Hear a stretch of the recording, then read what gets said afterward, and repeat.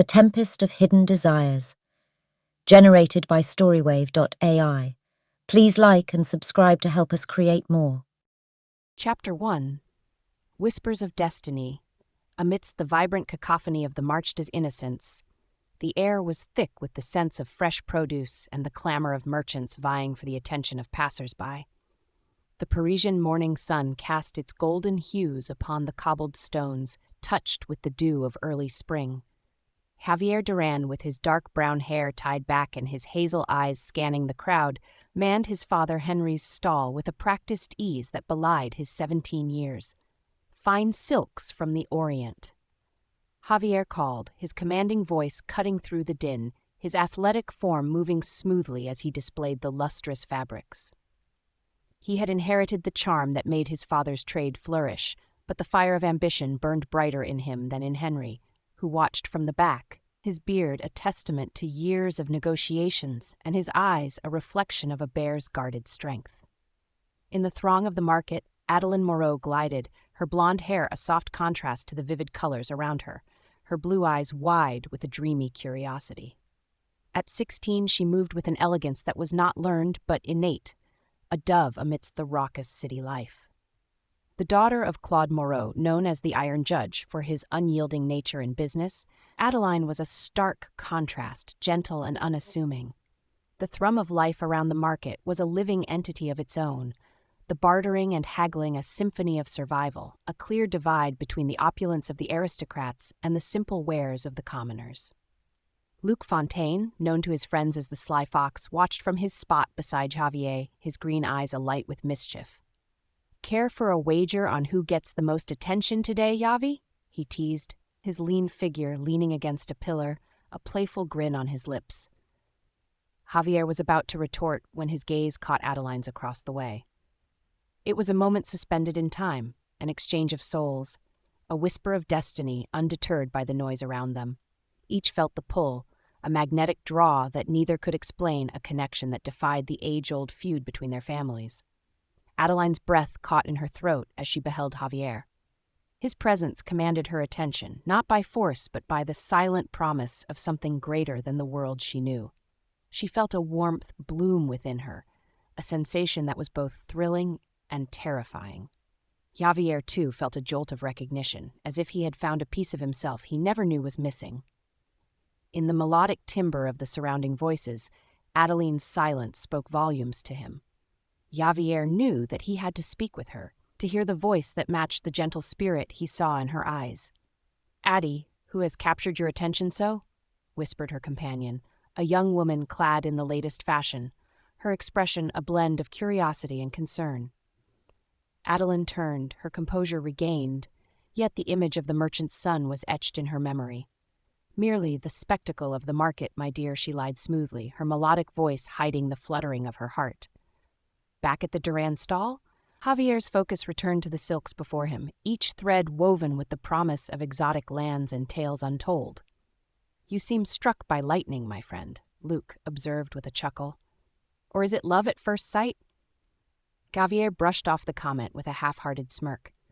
"One can appreciate beauty without falling prey to it," he retorted, although his heart raced with the lie. As the day progressed, the market's bustle never waned, the divide between the classes as clear as the demarcation of their stalls. Yet in the midst of the orchestrated chaos, fate had cast its die, and two souls from feuding houses had glimpsed a future that might bridge the chasm of their birthright. Chapter 2. The Spark. The March des Innocents teemed with activity, a tapestry of human endeavor woven with threads of ambition and necessity. Amid the symphony of bartering, a small disheveled pup wove through the legs of bustling Parisians, its coat a patchwork of earthy browns and whites, its eyes wide with the innocence of youth. Adeline, her gaze following the pup's erratic path, found herself entranced by the creature's carefree spirit. The pup, unaware of the market's unwritten rules, darted between stalls and scurried underfoot, a delicate dance of freedom amidst structure. Javier, his attention ensnared by the pup's antics, moved away from his father's stall, the Duran silks momentarily forgotten. His gaze met Adeline's, the memory of their first encounter still vivid in his mind, a secret thrill that coursed through his veins. Their paths converged as the pup, in its playful jaunt, misjudged a gap and tumbled into a crate of apples. With a compassion that transcended the barriers of their lineage, both Adeline and Javier reached out to aid the hapless creature. Their hands brushed a fleeting spark that ignited embers long dormant. Fingers intertwined for a fraction of a moment, conveying a world of silent promises and unspoken desires. In that touch, a clandestine story began to unfold, one that would challenge the very foundations of their world. Adeline's cheeks flushed with the warmth of the contact, her heart racing with the audacity of what this encounter portended. "Oh, you poor thing," she murmured, her voice a melodic balm as she gently cradled the pup. Javier's eyes softened, the commanding presence he often projected, yielding to something more genuine. "Seems we've both a fondness for strays," he quipped, the corners of his lips tilting in an understated smile. The pup yipped, nestling into Adeline's arms, its antics a catalyst for a connection that society would deem inappropriate. Yet in that moment, the market's chaos receded, the social tapestry faded, and all that remained was the shared compassion for a creature in need. Luke, who had been keeping a watchful eye from afar, approached his friend with a cautious gait. "Javi," he said in a low tone, his green eyes flickering between the two, "your heart may guide you to troubled waters. Be wary, for not all tales have a fortuitous end." Javier acknowledged Luke's words with a nod, the undercurrent of risk not lost on him. "Aye, but some stories beg to be told, regardless of their conclusion," he replied, his voice barely above a whisper. Adeline, sensing the weight of Luke's words, knew the imprudence of her actions. Yet as she returned the pup to the safety of the ground and exchanged a final glance with Javier, she understood that some risks were worth taking. As the market day waned and shadows lengthened, the promise of clandestine meetings lingered in the air. Javier and Adeline, bound by a spark that defied the feud between their houses, stepped into the unknown, their tale of forbidden love quietly taking root in the fertile soil of chance encounters and shared moments.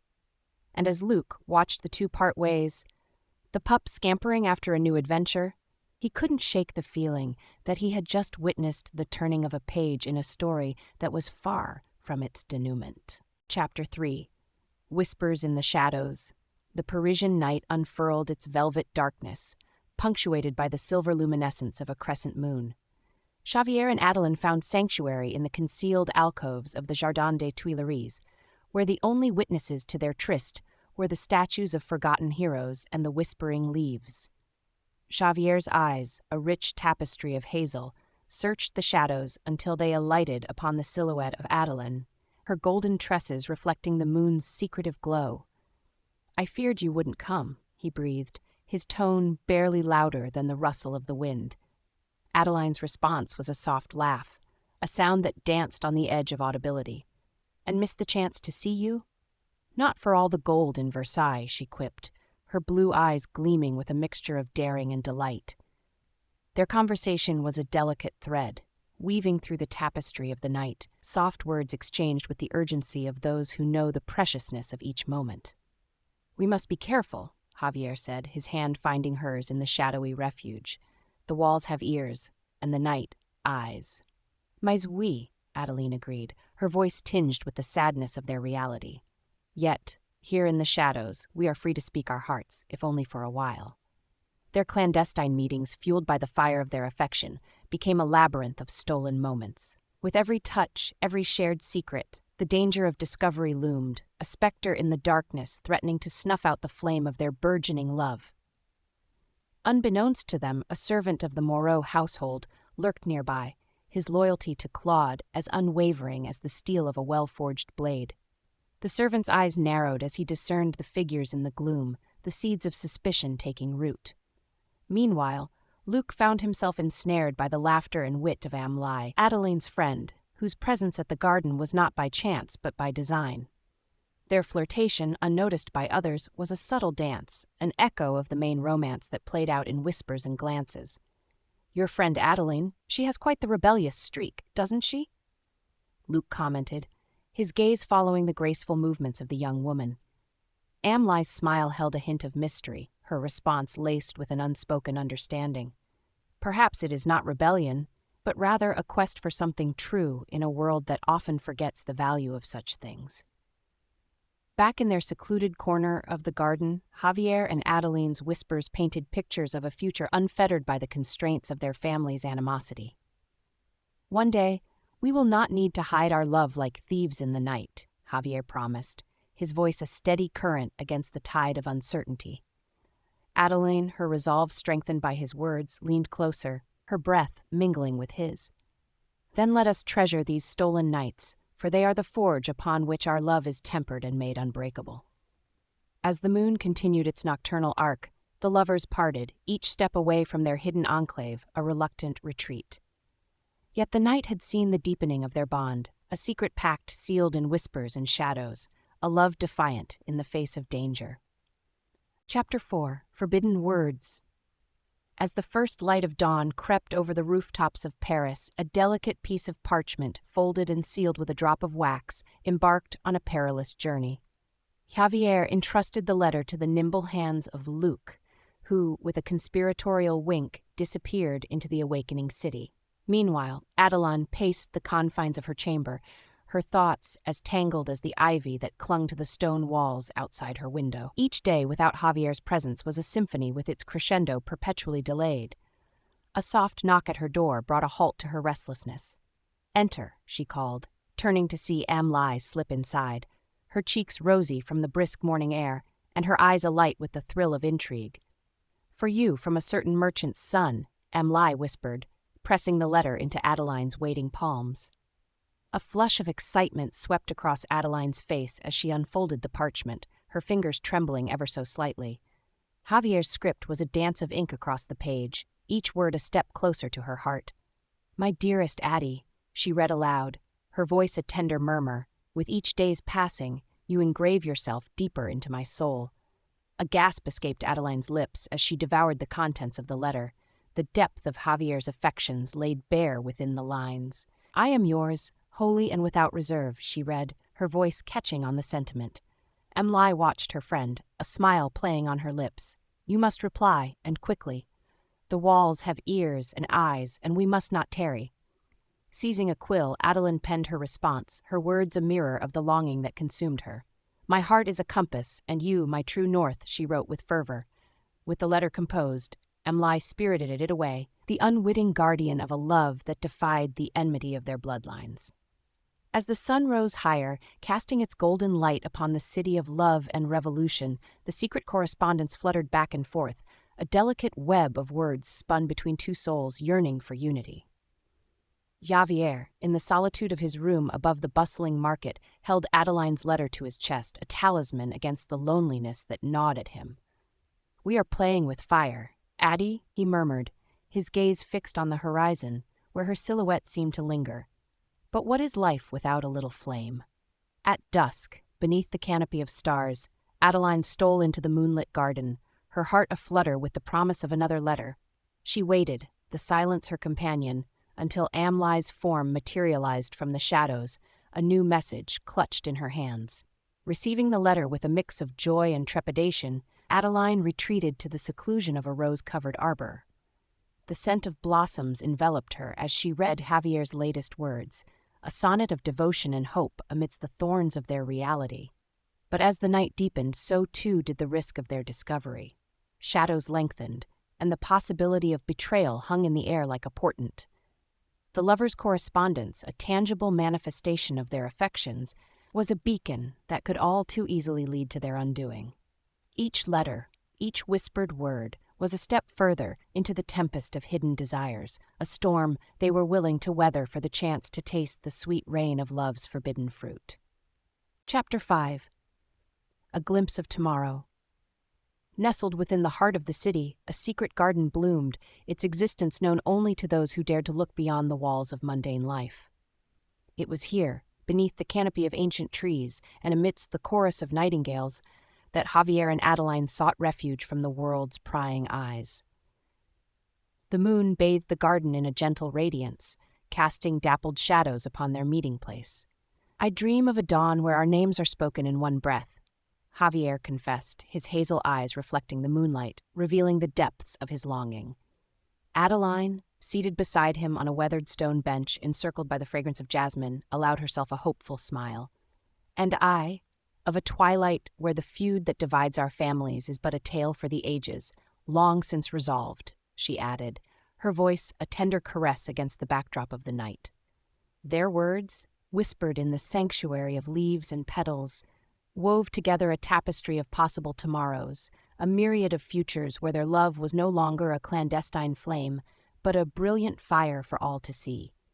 Yet as they spoke of children with eyes of hazel and hair of gold, of a house filled with laughter and walls adorned with the tapestries of their union, the specter of reality loomed. The centuries-old discord between the Durands and the Moreaus was a chasm not easily bridged. Can we truly elude the legacy of our surnames? Adeline pondered, her blue eyes mirroring the sorrow of countless others who had dared to reach across forbidden lines. Javier took her hand, the contact a silent oath. "We shall write our own legacy, Addie. Our love will be the quill and the world our parchment." Unseen by the pair, Luke and Amli lingered in the shadows, their own connection deepening as they observed the gravity of Javier and Adeline's plight. "They intend to outpace the storm that follows them," Luke noted, his voice a hushed undertone. Amli's gaze, sharp and discerning, followed the lovers' interaction. "And we shall be the harbinger of their hope, or the bearers of their despair," she murmured. The weight of their friend's situation pressed upon them, a silent acknowledgement of the path they had chosen to walk alongside. In the hidden garden, surrounded by the whispers of 1,000 leaves, Javier and Adeline stood, their embrace a fortress against the encroaching doubts. "Let us vow," Javier proposed, "to chart the course of our stars, no matter the tempest that rages." "With all that I am, I vow," Adeline replied, her pledge a beacon that pierced the uncertainty of their future. Their declarations, fervent and resolute, became an anchor in the tumultuous sea of their forbidden love, a love that surged with the promise of a new day. As they parted with a lingering touch and a gaze that held a universe of unspoken words, the garden held their secrets close, a testament to the power of a love that could transcend the barriers of time and blood. Chapter 6. Love's Folly. The Durand residence, a stately home of stone and timber, loomed over the cobbled streets of Paris like a silent sentinel. Within its walls, Henri Durand sat at his heavy oak desk, his fingers drumming a rhythmic warning of the tempest brewing within him. The morning sun barely penetrated the thick drapes, casting a somber light upon the room. A misplaced letter, its seal broken and contents laid bare, lay before him evidence of a clandestine love that dared to cross the boundaries set by generations of bitter rivalry. Claude Moreau's footsteps echoed as he strode into the chamber, his expression as stormy as the skies that heralded a tempest at sea. "Henri," he said, his voice a low growl, "our children have made fools of us both." Henri's dark brown eyes, so like Javier's, met Claude's steel-gray gaze with equal ferocity. "They think to make a mockery of our legacy," he spat, the words sharp as the blade he kept at his side. "This affection, it cannot stand." In the back streets of the city, whispers of the ill-fated romance began to wind their way through the merchant circles and noble courts. The murmurs grew like vines, ensnaring the city in a tale of passion and peril. Luke's eyes narrowed as he overheard hushed conversations by the stalls, the news spreading like wildfire. He knew the gravity of the situation, the danger it posed to his friend. With haste, he sought out Amli, finding her amidst the throngs of the market, her expression one of concern. "They know," he said, his words quick and urgent. "The letters, they've been discovered." Amli's heart skipped, her thoughts immediately flying to Adeline. "We must warn them, lest their folly lead them to ruin," she replied, her voice tinged with the fear that gripped her. At the Moreau estate, a grandiose manor that spoke of wealth and power, Adeline stood by the window, her mind adrift in thoughts of Javier, unaware of the storm that approached. Her reverie was shattered by her father's commanding presence. "Adeline," Claude said, his tone devoid of warmth, "we must put an end to this nonsensical affair. You will cease all contact with the Durand boy." The force of his decree struck Adeline like a physical blow, her dreams of a shared future with Javier crumbling like the petals of a rose trampled underfoot. "Father, you do not understand," she pled, her voice a desperate whisper. "My heart—" "Silence!" Claude thundered, his gaze unyielding. Your heart will lead you to nothing but disgrace. Back at the Durand residence, Henry confronted his son with the incriminating evidence. You dare to defy me? He roared, the letter clenched in his fist. To conspire with a Moreau? Javier's confident demeanor wavered under the weight of his father's wrath. Father, I love her, he admitted, his stance resolute in the face of Henry's fury. Love? Henry sneered.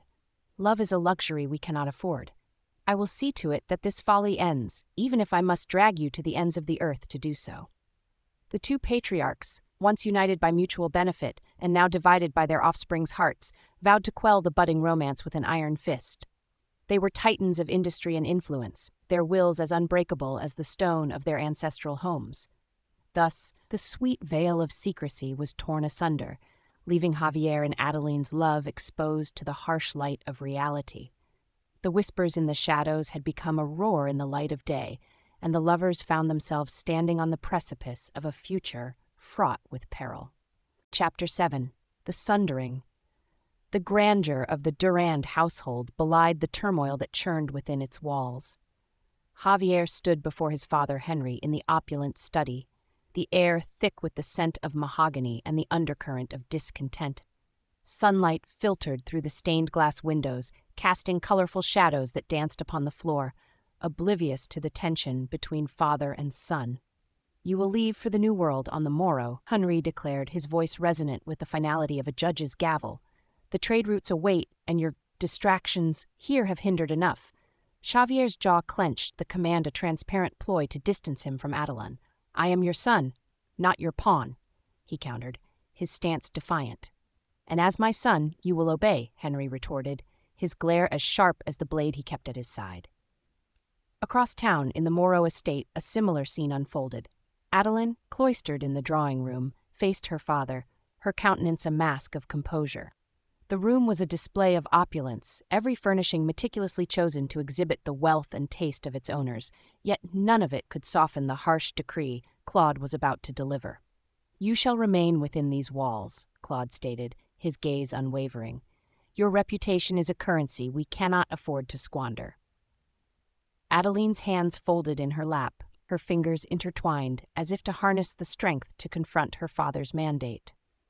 My reputation should not be a chain that binds me, she replied, her voice steady despite the storm of emotions within her.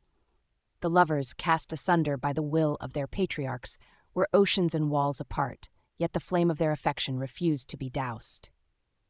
In the quiet of the night, Javier penned a missive to his beloved, the words a testament to his resolve. Dearest Adeline, he wrote, though leagues may lie between us, my heart knows no distance. Await my return. It shall be swifter than the spring's first thaw. Meanwhile, Luke and Am found themselves entwined not only in their burgeoning affections, but also in the plight of their dear friends. In the seclusion of a candlelit tavern, their conversation turned to the matters of the heart that now preoccupied their every thought.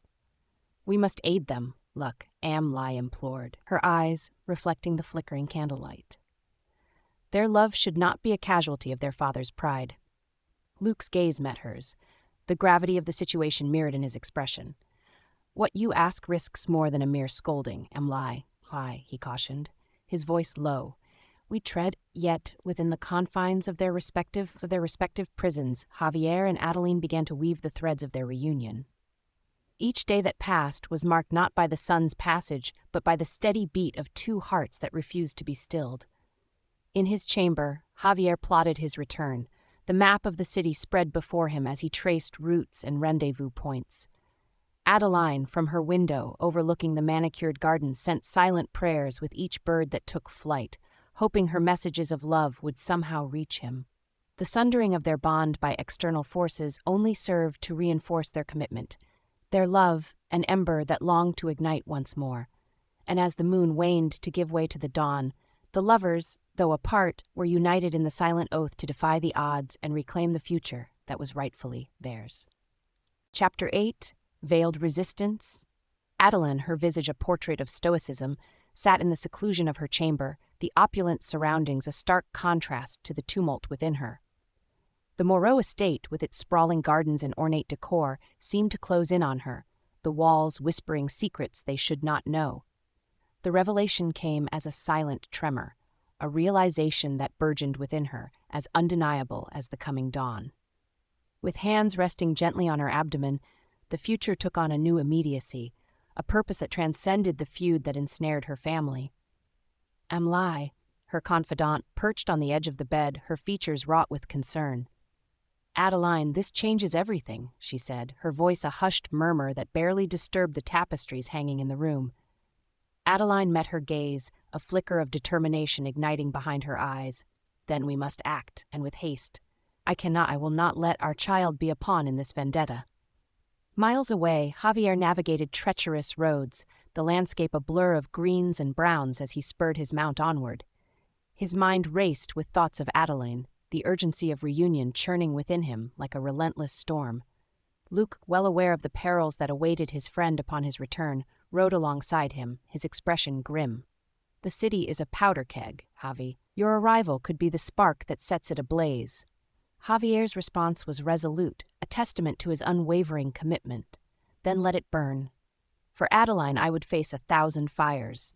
Back in the city, Amlai wrestled with the knowledge of Adeline's secret. Every conversation became a minefield, each word measured and laden with potential doom. "You carry a heavy burden, Amlai," a merchant's wife commented idly as they walked through the manicured gardens, unaware of the true weight of her words. Amlai offered a practiced smile, her heart racing with the fear of discovery. "We all have our crosses to bear," she replied, the double meaning of her words lost on her companion. As night descended, cloaking the city in its enigmatic embrace, Adeline penned a letter, her hand steady, but her heart racing. The missive, intended for Javier, was a beacon in the darkness, a call for him to hasten his journey. "I carry within me a new life," she wrote, the ink flowing like an extension of her will. "Our love has borne fruit, and I await you with a heart full of hope and a spirit ready to fight for the future we dreamed."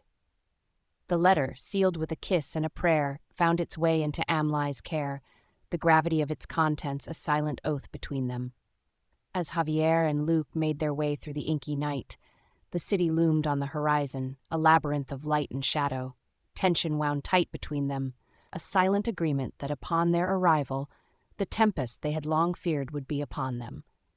And within the golden cage of the Moreau estate, Adeline prepared for the coming storm, her resolve a veiled resistance against the oppressive forces that sought to dictate her fate. She knew the path ahead would be fraught with peril, but for the life that bloomed within her, she would brave any danger. Chapter 9. Whispering Shadows. The cloak of night descended upon the cobbled streets of Paris, draping the city in a tapestry of darkness, pierced only by the flicker of lamplights. In the labyrinth of alleyways, Adeline emerged from the shadows, her figure swathed in a voluminous cloak that concealed the burgeoning proof of her and Javier's bond. Javier awaited her in the concealed courtyard of an abandoned chapel, the moonlight casting an ethereal glow on the crumbling statues. As Adeline approached, the gravel crunched under her urgent steps, betraying the calm she projected. "Javier," she began, her voice steady, "we haven't much time. Each day my condition grows more noticeable, and the walls around us close in." He stepped forward, his own cloak billowing in the night breeze, his features set in grim determination. "Then we shall hasten our departure. I've secured passage on a merchant ship bound for the Americas, leaving with the next fortnight." Adeline's eyes searched his in the dim light. "A fortnight? Can we deceive them for so long?" "We must," Javier insisted. "It's our only chance at a life together, away from the chains of our surnames." The distant echo of a night watchman's footsteps reminded them of the ever-present danger. Javier glanced at the shadowed archway leading into the courtyard, his gaze alert. Luke and Amlai, their own forms masked by the night, kept watch at the periphery. In hushed tones, they debated the peril they faced in aiding their friends. "Are we fools to endanger ourselves thus?" Amlai asked, her voice a whisper that blended with the rustling leaves. Luke's eyes remained fixed on the lookout, his expression unreadable. "Perhaps, but what is life without a measure of risk for those we cherish?" Back within the chapel's courtyard, Adeline and Javier plotted each step of their escape, their whispers a conspiratorial dance. "We'll need a reason for me to be aboard that ship, one that won't arouse suspicion," Adeline mused.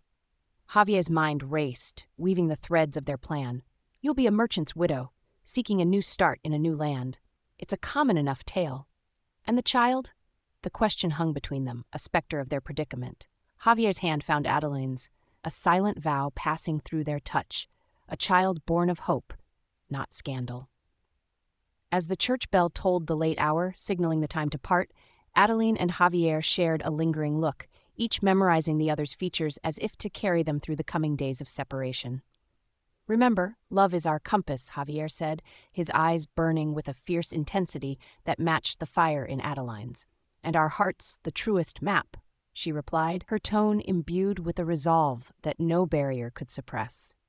With a final embrace that spoke of promises and battles yet to come, they retreated into the night, each step a silent declaration of their deepening commitment. And as they vanished into the whispering shadows, the fate of their forbidden love hung in the balance, a delicate thread poised to either bind or break under the strain of their impending journey. Chapter 10. The Edge of Dawn. The dim glow of candlelight flickered across the expanse of Henry's study, casting elongated shadows on the walls lined with leather-bound ledgers and maps of trade routes that snaked across the globe like tendrils. Javier sat across from his father, the weight of the impending dawn heavy upon his shoulders. "Father, the affairs of the Durand house are in order," Javier said, his tone even, betraying none of the urgency that thrummed through his veins. "Surely there is no need to delay the voyage further." Henry leaned back in his chair, his fingers steepled, eyes narrowed with a skepticism that clung to him as closely as the scent of tobacco. "A sudden haste does not suit you, my son. There are intricacies in our dealings that require a more measured approach." Javier's heart quickened. Time was a luxury slipping through his fingers like grains of sand. "I assure you, all contracts are secure. The New World will not wait." Henry's gaze lingered on Javier, as if searching his very soul. "There is something amiss, and I will unearth it." Meanwhile, Adeline stood in the sanctuary of her bedchamber, her belongings strewn about as she gathered only what was necessary for her flight. Each garment, each trinket was weighed against the stark reality of her condition and the journey ahead. She wrapped her cloak tighter, steeling herself for the lonely path she might have to tread. Luc, wrapped in the gray light of pre-dawn, found himself summoned to the Durand estate, the cobblestones cold and damp beneath his boots. Henri awaited him, the elder's presence a dark omen in the quiet of the morning. "Luc, you are a friend to my son," Henry began, his voice a low rumble. "Speak truly, does he intend to abandon his duty?" Luc's loyalty to Javier warred with the need for deception. "Javier is dutiful to the end, sir. His departure would only be in service of the Durand name." Henry's eyes, sharp and probing, searched Luc's face. "I have seen many a man lie. Do not make yourself one of them." Back in the Moreau estate, Emily joined Adeline, her expression etched with worry. "The house is astir with rumors, and your father's gaze grows ever more watchful. We must act swiftly." Adeline nodded, her resolve a silent sentinel against the fear that gnawed at her. "Then we shall move with the dawn. I will not be caged any longer." As the first light of morning began to seep through the windows, casting the world in a delicate blue hue, Javier's thoughts raced with plans and contingencies. Henry's watchful eye bound him like chains, each ticking second a knell of their hopes. Adeline, cloaked in the somber shades of departure, clasped a small, worn satchel to her side. The estate, so familiar, now loomed like a fortress of despair, its grandeur a facade for the imprisonment it represented. Luc emerged from the Durand estate, the taste of half-truths bitter on his tongue. His path crossed with Emily's as she emerged from the shadows, her features drawn with the gravity of their friend's plight. "They must flee," Luc, she urged, her voice a whisper barely louder than the rustle of her skirts. "Their future, their very lives depend on it." The edge of dawn crept closer, the city stirring as Paris awoke to its daily masquerade of normalcy. Adeline and Javier, set upon their respective precipices, faced the daunting crevasse that separated them. With the rising sun, they would either find a way to bridge the distance or be swept away by the currents of fate that sought to keep them apart. Chapter 11. The Binding. The pre-dawn darkness lay heavy over Paris, a cloak of obscurity under which Javier orchestrated his escape. The tall, shadowed walls of the Durand estate, once a symbol of prosperity and security, now felt like the bars of a prison from which he must flee. "I must leave now, Luke," Xavier whispered, hoisting a small sack over his shoulder. "If I wait any longer, it won't just be my life at stake." Look. His lean frame, outlined by the faint light of a dying candle, nodded, his green eyes reflecting the gravity of their endeavor. "I'll cover for you as long as I can. Godspeed, my friend." The clatter of hooves on cobblestones signaled the urgency of Javier's mission as he rode into the enveloping night. His heart, usually so sure and steadfast, hammered against his ribs with the fear of the unknown and the hope of what lay ahead. Elsewhere, Adeline paced the confines of her chamber, the lush tapestries and fine silks that adorned the room, a stark contrast to the simplicity of her attire. She was dressed for travel, not for luxury, her blonde hair pulled back and hidden beneath a plain bonnet, her blue eyes fixed on the window that heralded the approach of freedom. Amlai entered, her face etched with the pain of imminent parting. "It's nearly time," she said, her voice a melodic thread in the silence. Adeline turned, her slim figure rigid with resolve. "I know. I am ready." They descended the grand staircase of the Moreau estate, each step a quiet defiance of the life Adeline left behind. Outside, the garden lay bathed in the ethereal glow of the moon's last stand against the coming dawn. Javier arrived, breathless, the journey a blur of shadows and moonlight. He dismounted and rushed to Adeline, taking her hands in his. "I feared I wouldn't make it," he admitted, looking into her eyes, a mirror to his soul. "We are here now. That's all that matters," Adeline replied, squeezing his fingers. In the secret hollow of the garden, beneath the ancient oak that had stood witness to countless whispers and dreams, they stood together. Luke and Amlai joined them, the latter carrying a small book from which she read passages of love and commitment, their voices a quartet of defiance against the barriers that sought to keep them apart. "With the morning's first light as our witness," Javier began, his voice steady, "I vow to you, Adeline, my heart, my life, my all." "And I to you," Adeline continued, her words laced with the dawn's promise, "my love, my fidelity, my every breath." They exchanged bands of braided grass, temporary tokens of their eternal bond, as the sky began to pale with the first hint of sunrise. The garden, with its whispering leaves and blooming flowers, stood sentinel to their union, the world beyond still shrouded in slumber. Amlai's eyes glistened with unshed tears as she beheld her friends. "May your journey be swift and your lives together long," she said, the ache in her heart a silent crescendo as she faced the possibility of never seeing them again. The ceremony concluded with the break of day, the horizon a canvas of oranges and pinks that heralded new beginnings. Javier and Adeline turned to the east, to the path that awaited them, their hands clasped, their future written not in the stars, but in the love they carried within. With a final embrace, Luke and Amlai bid them farewell. The lovers, now bound by heart and oath, stepped into the dawning light, the tempest of their desires behind them and the calm of hope on the horizon. And as they ventured into the unknown, the city of Paris awoke, none the wiser to the silent vows made in the heart of its hidden garden, where the shadows whispered of love's enduring power. Chapter 12. A House Divided. The muffled din of Parisian life swelled to a crescendo as the news of Javier and Adeline's disappearance unfurled like a flag of insurrection across the city. The Durands and Moreaus, once bound by a mutual pursuit of wealth and status, now stood on the precipice of war, their accord shattered by the flight of their heirs. In the grand hall of the Durand estate, Henri's voice thundered, "Betrayal! The Moreaus have spirited my son away, no doubt to leverage some foul advantage over our trade."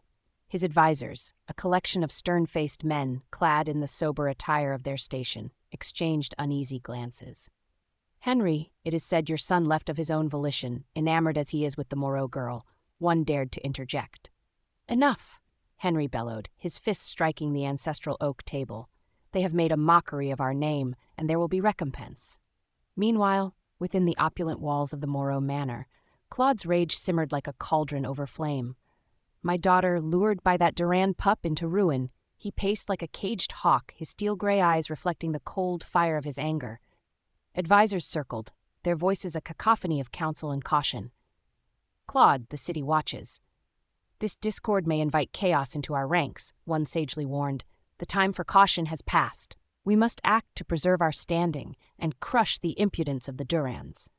Claude snapped, his command echoing off the high ceilings decorated with the crests of his lineage.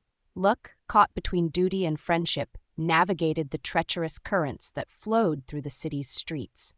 He crossed paths with Amlai, her visage drawn with worry beneath the brim of her bonnet. They expect us to choose sides, Luck, but how can we when our loyalties lie with those now branded as traitors? Amlai whispered urgently, her gaze darting about the bustling marketplace. Luke's jaw tightened, his thoughts a tumult of strategy and concern. We must tread carefully, Amlai. This maelstrom could swallow us whole. The city, alive with whispers and watchful eyes, became a chessboard upon which the Durans and Moreaus maneuvered.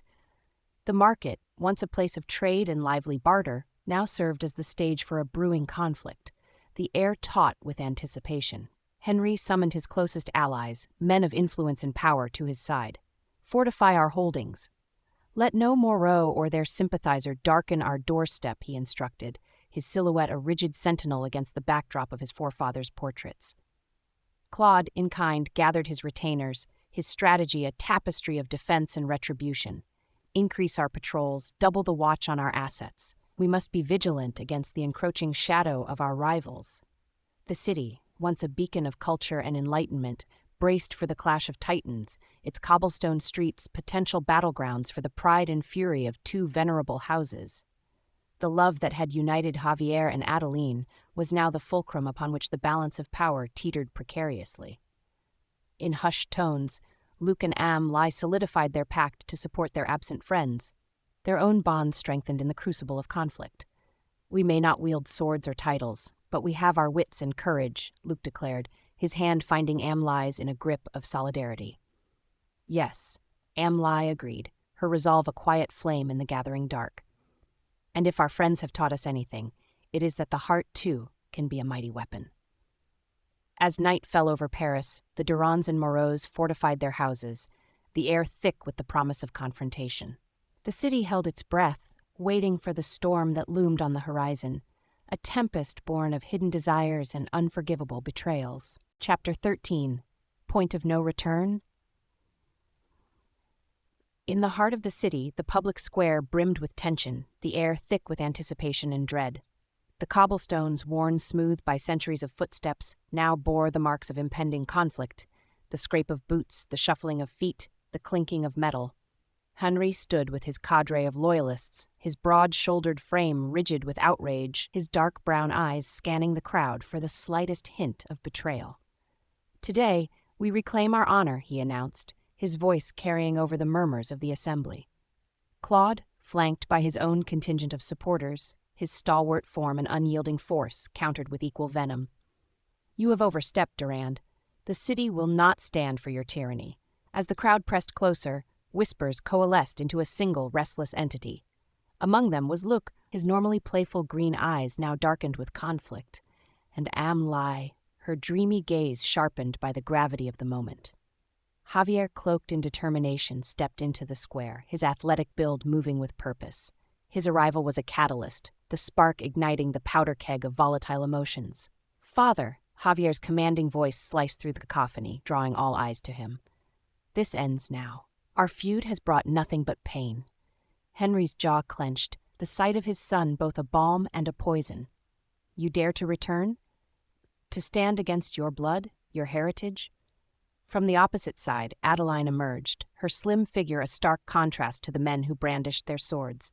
She moved with an elegant urgency, her blonde hair a beacon in the sea of hostility. We cannot let this madness dictate our lives, she implored, addressing the assembly with a melodic voice that belied her inner turmoil. The crowd hushed as steel was drawn, the sound a chilling symphony under the morning sky.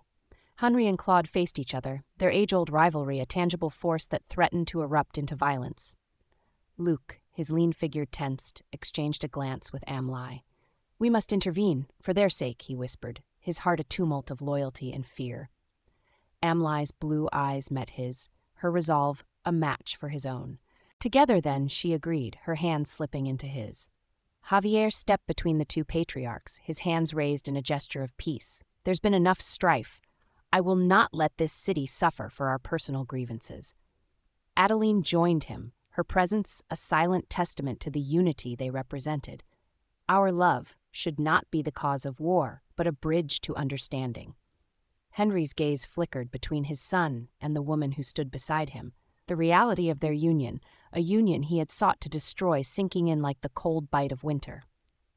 Claude, too, hesitated, the steel of his resolve softening as he beheld his daughter, the embodiment of his legacy and the catalyst for change. Luke stepped forward, his voice carrying a newfound authority. "Consider the future, the legacy we leave behind. Is it to be one of bloodshed or of reconciliation?" Amlai's voice joined his, a harmonious echo. "Look around. See the faces of those whose lives hang in the balance. We have the power to choose a different path." The square, once a place of commerce and community, had become the stage for a pivotal moment in the annals of the city, a crossroads where the next step could mend or irreparably fracture the delicate fabric of society. Swords lowered incrementally, the tension dissipating like fog under the morning sun. Henri and Claude, their expressions mirrors of the internal struggle, locked eyes, an unspoken understanding passing between them. The crowd exhaled as one, the threat of violence receding, leaving in its wake the possibility of a future unmarred by the sins of the past. Javier and Adeline, the embodiment of that future, stood hand in hand, their love the fulcrum upon which the balance of peace now rested. As the square emptied, the echo of footsteps a receding tide, Luke and Amlai remained, their bond a quiet testament to the strength of unity. The crisis had passed, but the story of their love, like that of Javier and Adeline, would continue to unfold, written in the heartbeats of a city forever changed. Chapter 14. Crossroads of Fate. The air in the small chamber was thick with the scent of burning wax as Javier and Adeline sat opposite each other, a single candle flickering between them, casting long shadows upon the stone walls. The dim light barely touched the contours of their troubled expressions, reflecting the gravity of their situation. Javier's gaze remained locked with Adeline's, his features etched with conflict. "We cannot continue thus," he began, his voice a low rumble of distressed resignation. "Being together now, it's no longer just us at risk." Adeline's hands lay folded on her lap, her knuckles white with the effort to maintain composure. "To separate would be to endure a living bereavement," she responded, her blue eyes a mirror of the turmoil within. "Yet if it ensures a future," their discourse interrupted by the soft creak of the door as Luke entered, his figure a silhouette against the hallway's muted light. "The city is abuzz. Your absence has not gone unnoticed, and there are whispers of repercussions," he said, his tone somber. Amlai followed, her presence a silent balm in the stifling atmosphere. "We must be swift and decisive," she added, standing beside Luck. Her eyes, usually so full of warm light, now held a quiet determination. Javier stood, pacing the compact space with restless energy. "If we part, it would be a ruse to draw attention away, to give credence to the lie that we were mere pawns in our family's games." Adeline rose to join him, her slim figure resolute as she faced the harrowing decision. "And if by this charade we secure a future for our child, for our love, then let it be so." Luke interjected, his hands clenching and unclenching at his sides. "You speak as if you're marching to the gallows. There must be another way." Amlai reached out, her touch light on Luke's arm. Sometimes the longest path is the only one that leads to dawn. The lovers exchanged a glance that conveyed volumes, the silent language of shared years and secrets. "We shall orchestrate our vanishing," Javier declared, his hazel eyes dark with resolve, each to a different compass point, but with the promise of convergence. Adeline nodded, her blonde hair catching the candlelight as she moved. "In time, when the fervor has cooled and our absence becomes an echo, we will reunite and claim the life that is rightfully ours." Plans were laid with meticulous care, a tapestry of escape routes, coded messages, and false trails. Luke and Amlai vowed their allegiance, their own bond a testament to the power of unwavering support and silent strength. As the sky outside began to hint at the approach of dawn, Javier and Adeline shared a final lingering embrace, a farewell steeped in the hope of an eventual reunion.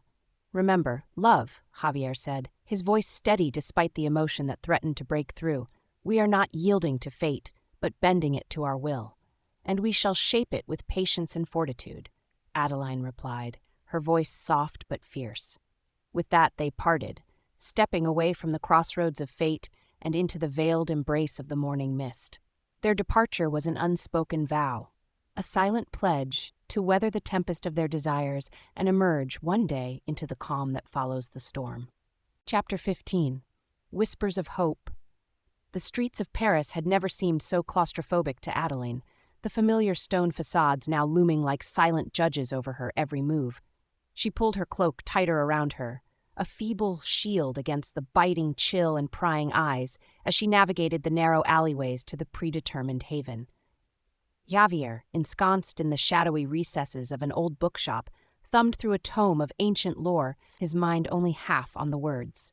Each creak of the floorboards, each whisper of turning pages, set his nerves on edge, his thoughts consumed by the intricate strategy that would reunite him with Adeline. "We need a diversion," he murmured to himself, closing the book with a soft thud.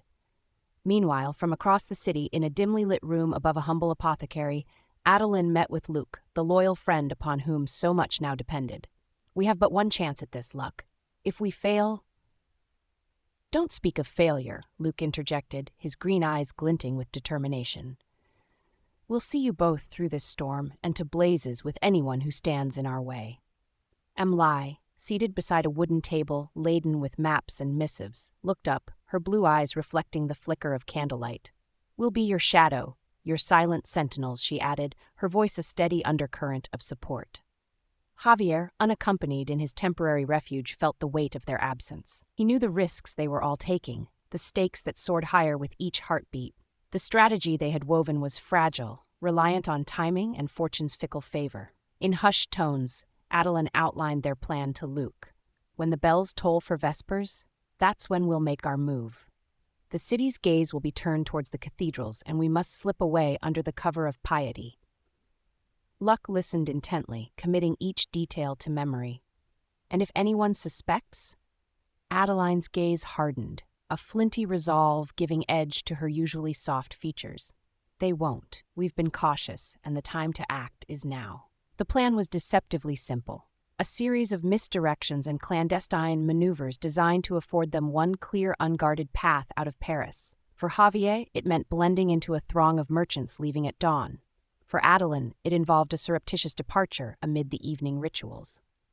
As dusk settled upon the city, painting the sky in hues of bruised purple and gold, Javier left the bookshop, his steps measured, his senses acute to the ebb and flow of the city's lifeblood. Adeline's heart pounded as she took her place amongst the devout, her outward calm a mask for the turmoil within. She murmured a silent prayer, not for divine intervention, but for the success of their earthly endeavors. Luc and Emily stood watchful, the unspoken fear of what might befall their friends if their plan unraveled, hanging between them like a specter. "They'll make it," Luc said, though whether to reassure Emily or himself he couldn't say. Emily simply nodded, her faith in their friends, in the power of the love that drove them, unwavering. As the bells began their sonorous call to vespers, Adeline took a deep breath and stepped away from the crowd, her movements purposeful yet discreet. This was the moment of truth, the crossroads of their fates, where the path they chose could lead to freedom or folly. Javier, too, seized the opportunity, mingling with the flow of travelers, his identity obscured by the pre-dawn gloom. Their plan was in motion, irrevocable, a chain of events that would define their lives and the very fabric of their families. The price of their quest for reunion was steep, their sacrifices etched into the very stones of the city they left behind. But amid the darkness of their plight, fate offered a sliver of opportunity, a glint of hope that whispered of brighter days ahead. Chapter 16. The Gambit. The city of Paris lay draped in slumber, its cobblestone streets bathed in the serene glow of the moon. Javier and Adeline, reunited at last within the sanctuary of a modest inn, stood at the precipice of their final endeavor, the culmination of all their hopes and fears. Javier's hands were steady as he loaded a small, well-worn satchel with essentials. "Tonight we chart our course afresh, beyond the reach of old grievances," he said, his voice low and resolute. Adeline, her midsection now round with the promise of new life, moved beside him, her hands brushing his. Every step we take is for our future, for our child who will know nothing of this hatred. As they prepared, a sense of unease hung in the air, a premonition of betrayal lurking just beyond their circle of trust. Unbeknownst to them, a traitorous acquaintance, swayed by the lure of coin and influence, watched from a shadowed archway, his eyes glinting with malice. Luke, grappling with the revelation of his family's entanglement in the bitter feud, met with Amlai in the quiet back room of a local apothecary. Vials and dried herbs lined the shelves, their labels a testament to the healer's craft. "My own kin," Luke confessed, "the words tasting of bile have been fanning the flames of discord, seeking to gain favor in this senseless struggle." Amlai, her countenance a canvas of concern, reached across the table to grasp his hand. "But your heart beats to a different rhythm, Luck. You've chosen a nobler path." In the room above, Javier ceased his packing, a sudden intuition causing him to still. "Do you feel it, Adeline? The threads of our fate are taut, ready to snap." Adeline, her intuition equally keen, nodded. "We must be swift. Delay invites disaster." They descended the inn's creaking staircase, slipping into the night with the ghostly grace of two specters fleeing their past. The streets, lined with the slumbering forms of shops and dwellings, stood as silent sentinels to their departure. The traitorous acquaintance, his loyalty bought and sold, hastened to inform Henry of the lover's movements. They planned to leave tonight, he hissed into the dark, where Henry's imposing figure awaited.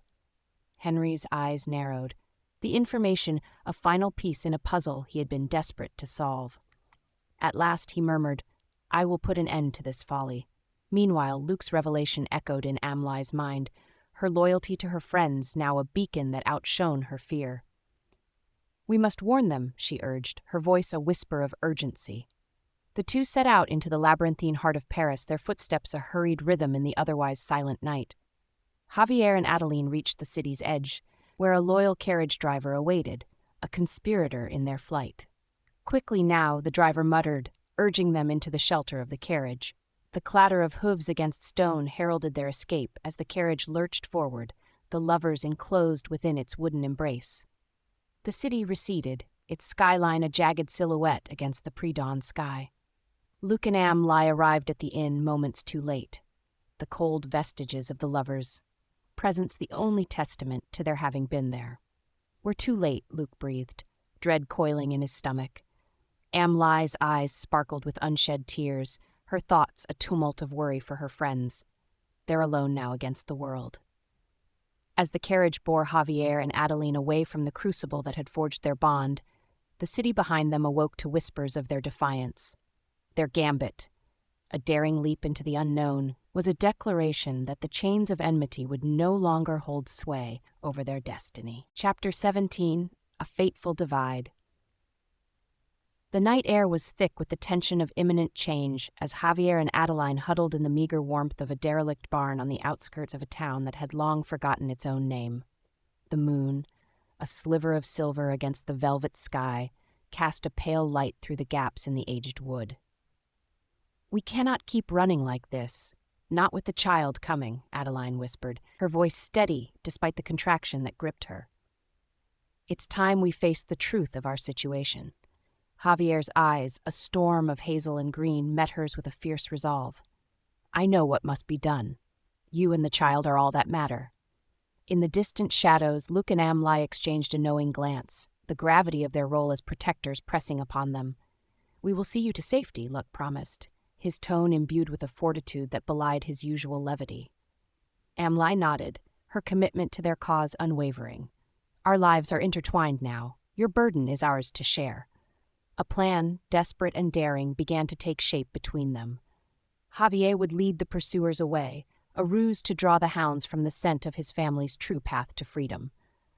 Adeline reached for his hand, her fingers tracing the lines of his palm as if memorizing the map of his fate. "And if they catch you?" Javier's smile was a wistful curve in the dim light. "Then I will endure, knowing you are safe. That will be enough." The barn door creaked as Luke stepped out, his silhouette outlined against the star-strewn backdrop. "I'll prepare the horses." Time is a luxury we no longer possess. Dawn approached, a delicate brush of rose and amber painting the horizon. Javier kissed Adeline, a lingering touch that spoke of love and sorrow, of promises made and hopes yet to be fulfilled. "Care for them," Luke, Javier said as he clasped his friend's shoulder. "They are my heart." Luke's response was a firm grip in return. "With my life, Javier. Go now, and may fortune favor your path." With a final embrace, Javier turned, his figure receding into the encroaching light of day, each step a silent testament to the depth of his sacrifice. Emily approached Adeline, her presence a soothing calm in the storm of uncertainty. "We must move quickly. The child will not wait for the convenience of circumstance." As they made their way to the stables, the distant sound of hoofbeats and barking dogs signaled that Javier's gambit had been discovered. The chase was on, and the stakes had never been higher. Adeline climbed atop the horse, her body protesting with the exertion and the onset of labor. "He will be remembered," she said through gritted teeth, "not for the chains that bound him, but for the love that freed us." Luke mounted his horse, his gaze fixed on the horizon. "And we will tell that tale for generations to come." The small party galloped away, their silhouettes fading into the nascent light, while behind them, a lone figure faced the onslaught of his pursuers with the courage of a man who had chosen love over life itself. As the sun climbed higher, casting its rays upon the land, Javier's fate became the crucible from which a new legacy would be forged, a legacy of sacrifice, courage, and an unyielding tempest of hidden desires. Chapter 18. The Rebirth. The break of dawn cast the first gentle rays of light through the modest window of the countryside cottage where Adeline had taken refuge, a world away from the pulsing heart of Paris. Cradled in her arms, wrapped in a simple linen shawl, lay the infant, a tiny life, whose first breaths were both the echo of a war and the whisper of peace. Adeline, weary yet steadfast, gazed down at her child with a blend of wonder and resolve. "You are the truest testament to our love," she cooed, her voice a soft melody that filled the quiet space. Luke, who had been a silent pillar throughout the ordeal, stood at the threshold, his posture betraying his own sense of responsibility. "He's beautiful, Adeline. A new beginning." Emily stepped forward, her presence as reassuring as the warm morning sun. "And with every beginning comes the chance for new paths to be forged." Adeline looked up, her eyes glistening not with sorrow but with a fierce determination. "A new path, yes, but one that I hope will lead back to Javier." Luke's expression shifted as he regarded Adeline and the newborn. "There may be a way," he began tentatively. "My uncle has passed, leaving me a considerable sum. It could be enough to sway those who hunt you." Emily's eyes widened, her thoughts racing with the implications of Luke's words. "With such means at our disposal, we could craft a new narrative, one that paints you and your child in a light beyond reproach." Adeline's mind, fatigued from the labor and the emotional toll of their flight, struggled to grasp the lifeline being offered. "You would do this for us?" she asked, her voice tinged with disbelief. Luke nodded, a gesture that conveyed more than words could. "I've been caught in the shadow of my family's machinations for too long. It's time I cast my own shadow, and if it shelters you and yours, all the better." Emily moved to Adeline's side, her hands deftly adjusting the shawl around the baby. "Consider me your guide, Adeline. Together, we will navigate this new world." As the infant stirred, letting out a soft coo, Adeline's heart swelled with a mixture of love and longing. Javier must know of his son, our beacon in the darkness. Luke's eyes met Adeline's, an unspoken understanding passing between them. "Then we shall send word, discreetly." Hope is not yet lost. The cottage, once a refuge for lost souls, now rang with the promise of new ventures. Adeline held her son closer, feeling the tiny heartbeat against her own. "We will build a life worthy of your father's sacrifice," she murmured, a vow made to the tiny life that epitomized their enduring love. Outside, the world awakened to the possibilities of the day, unaware of the small miracle nestled within the cottage walls. Adeline, Luke and Emily stood united, their collective will a force to be reckoned with. And as the dawn melted into the day, the cries of an infant born of forbidden love heralded the end of one chapter and the beginning of another, a story of rebirth and the eternal power of hope. Chapter 19. Echoes of the Heart.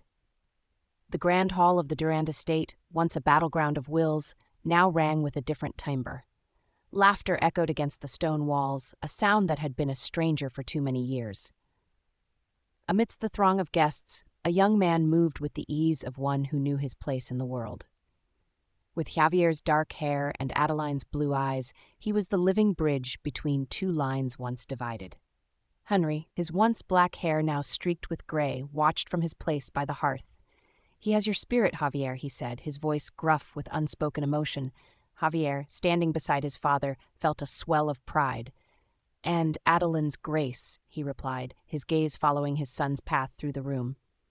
Adeline, elegant as ever, approached, her arm linked with Amli's.